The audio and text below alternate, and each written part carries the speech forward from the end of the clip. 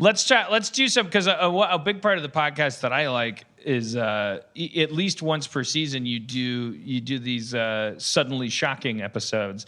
Is there a term for? Is it like flash horror, or is there like a term for the objective kind of the mini no sleeps? Yeah, flash fiction is a common one. Usually stories that run 3 to 5 minutes long. Flash fiction, micro stories, micro horrors. All right. Let's do a couple. No script for tonight, and I'll play the David Cummings part. Okay. And then, oh Jesus. And then I don't know how we're gonna do it, because usually they're more narrated. But I'll introduce one, and then we'll go from there, and then we'll make some adjustments. All right, hit the music.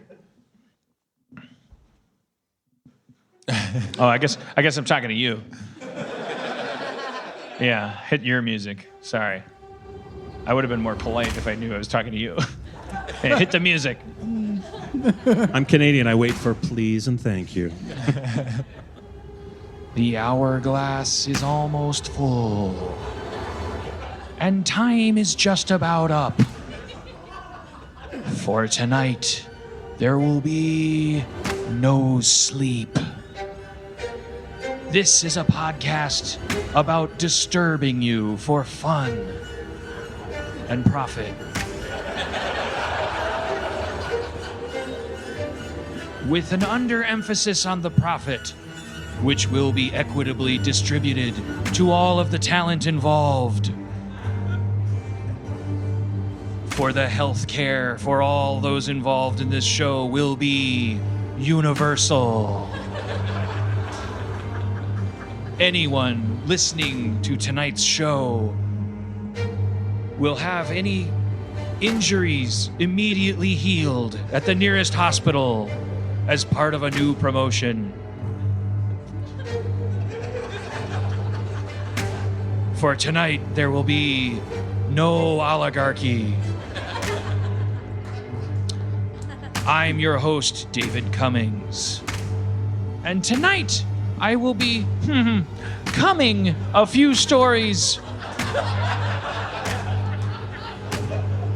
It took that long for you to make fun of my last name? It's not making fun of your last name. It's making fun of the idea of you were like, I got.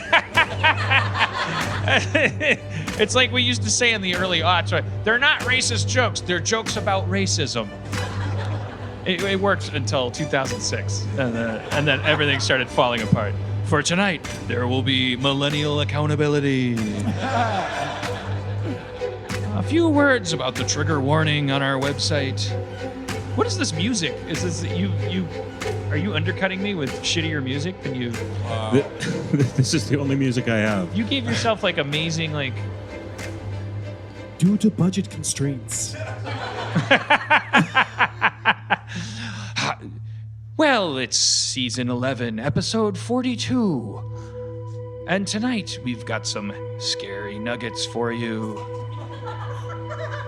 With authors like Jennifer Appleby, Art Landon, Michael Stipe,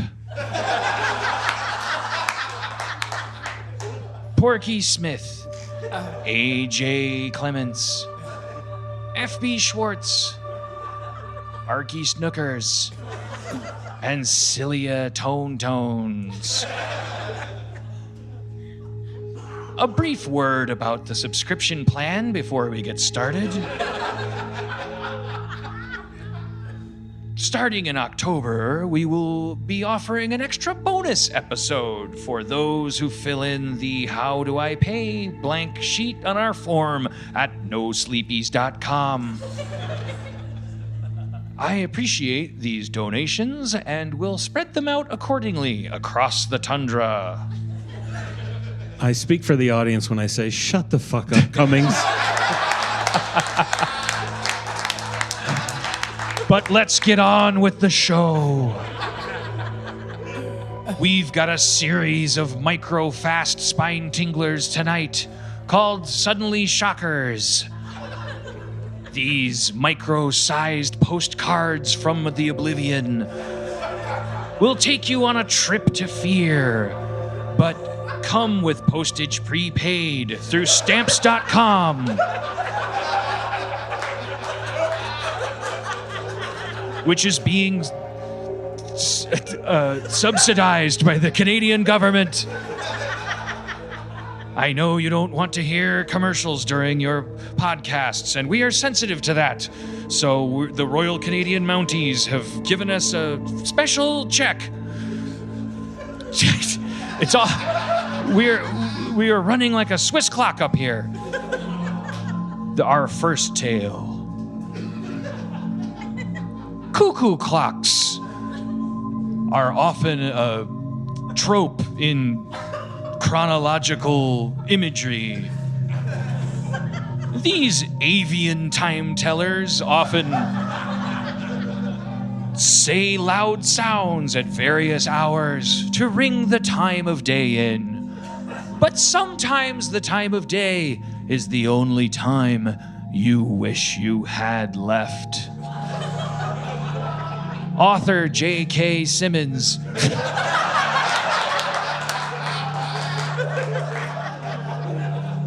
takes us through an example of what I mean in a tale read by Culpert Rupert that will make you understand why I love my grandfather's cuckoo clock.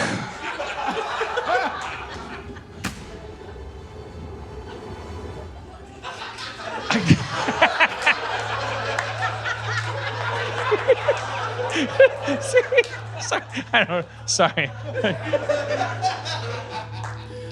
I will never do another episode of the podcast again. Pity. It was a very difficult time for me because I had no time.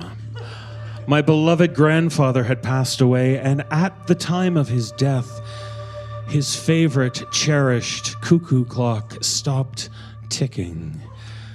Cuckoo!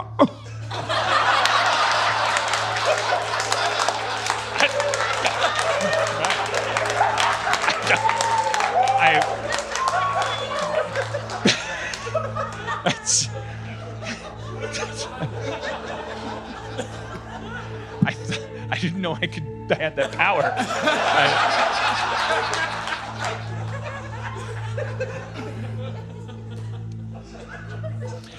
Bradley, why don't you do something nice for your grandfather's funeral? But I didn't know what to do for his funeral. With his clock broken, cuckooing no more, I knew I had to have it repaired. Bradley, you should hurry up and get that cuckoo clock repaired. I'm horny. And my needs come first. And so I took care of her cuckoo. Lovingly, sensuously, with lots of little birds popping in and out. Oh, thank you, Bradley. That takes care of that. My true Canadian girlfriend thanking me for sex. And that's when I called the cuckoo clock repairman. Hey! Make this quick. It's cuckoo clock repair season. You tell him he can't leave his cuckoo clock here no more. Hey, shut up, you fucking immigrant! I don't need any of this immigrant shit going on at my cuckoo clock repair shop. Anyways, what do you want?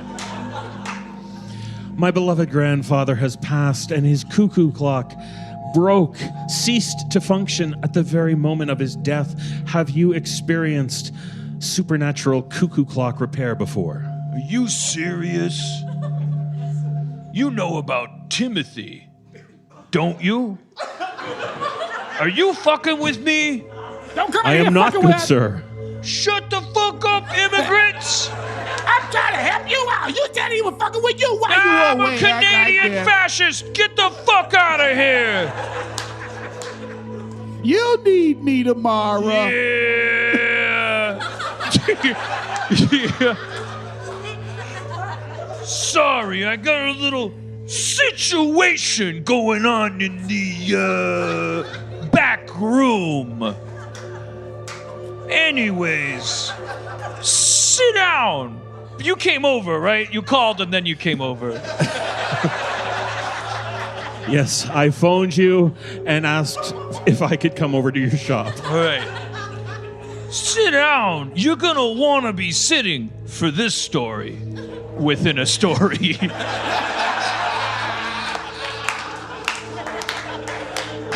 I must know. Tell me of Timothy. Well, all I can tell you is what I've seen, I hope I never see it again. Back in the old days, when this was a mining town, nobody cared what time it was. Eventually, they found out they could mine more coal if they took a bird down, put it in a cage, real cage-like, and let it breathe the fucking coal fumes. Coal fumes go up, the bird takes a dirt nap. Only it ain't no dirt in the cage. Imagine being a fucking bird taking a dirt nap in a cage with no dirt. Rather a fucking immigrant suffer that fate personally. But that's just me. I ain't gonna suffer. You. Hey, fuck you! I'm a Canadian fascist! I love Canada. I don't want anybody coming in here and fucking it up. That's pretty rare. I'm sorry I ever fucking married you. I'm sorry. You stay in your special door. It ain't so special. You could have built a better door. Yeah. You'll meet the little lady later. She's, quite a reveal.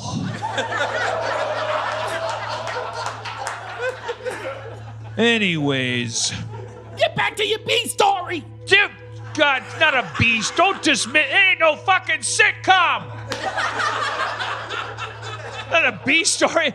The fucking. What do you think? George Costanza's gonna have a runner while the hitchhiker's getting killed? Like it cuts over to him, and it's like. B story. Don't fucking insult me. That's immigrant shit. Anyways. So this mining town, right? Here's the thing. Whole town runs on coal, dig?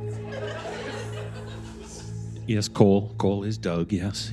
But you can't dig the coal if all the birds die, see? So they get this idea, right? The mining industry. They think, let's put kids down there. Cheaper than fucking birds, right?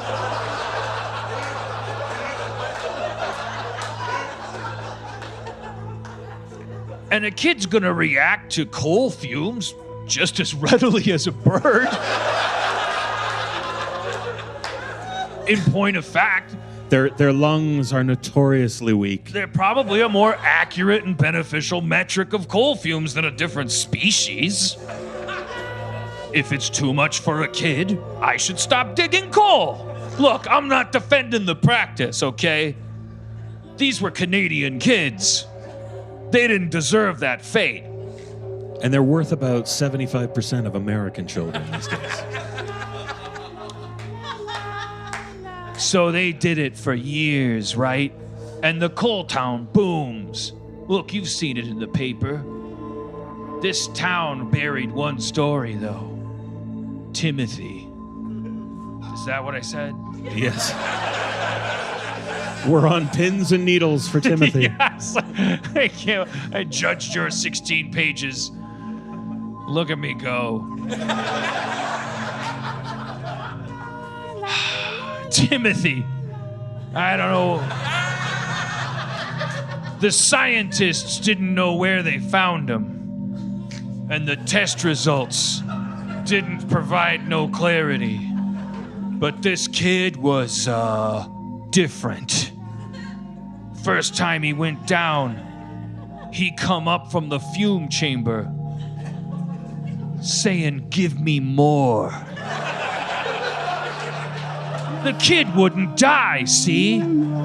He just kept loving going down, deeper and deeper. One after one, dozens after dozens. The Canadian coal miners started to die because Timothy wasn't dying. By the time they caught on, they grabbed their pickaxes, but it wasn't coal they were gonna mine. It was gonna be Timothy's soul. At that point, he was living down in the bottom of the mines, where we call no man's land, because we hadn't yet had an inclusive mining operation. It's now called nobody's land.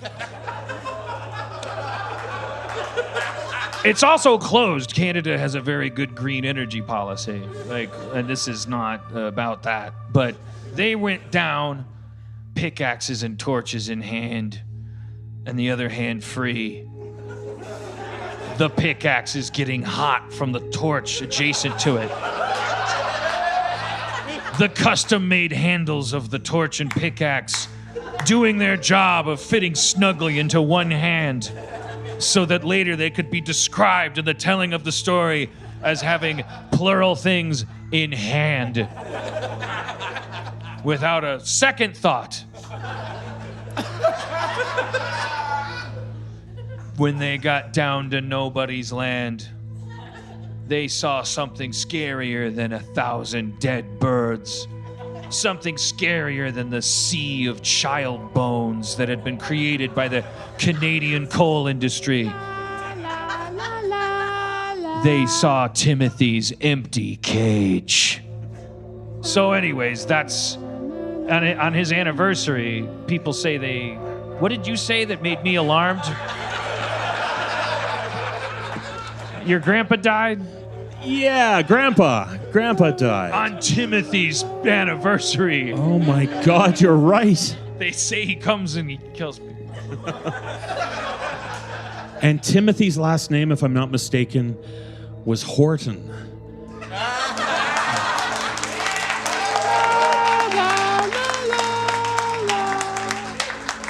Yeah. How come you left off the part about the horse? Shut up! I'm trying to catch up to a reference in here! You fucking immigrant! All right, look. You've put up with enough. I can repair your cuckoo clock. I'll bump you ahead. It's called the, True Canadian Benefits Package. Couple of brown people that want their clocks fixed might find they're unfixable this season. Ha ha ha ha. I'm racist. As Canadians are wont to be. No, just the characters that have a comeuppance coming. I'm not a quintessential Canadian. That's Goddamn right Listen you're to not. my voice. I'm a villain. Jesus. All right. Sorry, I don't mean to give notes from inside the story. I just did. You suddenly thought maybe you thought I was doing something that I wasn't doing. No, I hear you, but... Time to reveal my wife. Oh my God, where is she? Now remember, you're the narrator of the story. I just been, what do you call it? Some kind of dialogue digression within your prose. The story pays off as I open this door and you see my wife. My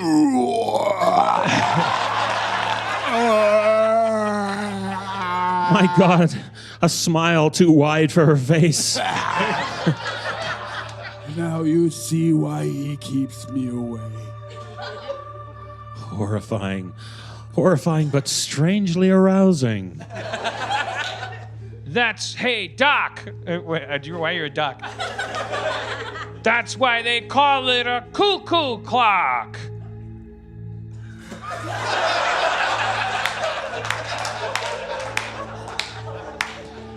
Oh, yeah?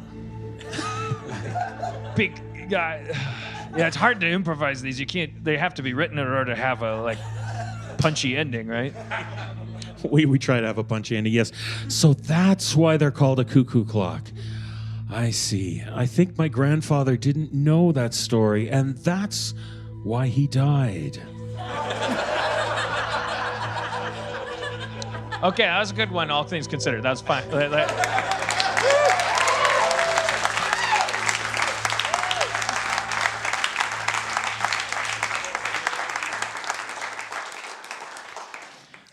How have we been doing this for 7 years if that's what our stories are like? I mean, if you try to make one up, that's what they're like. I like that.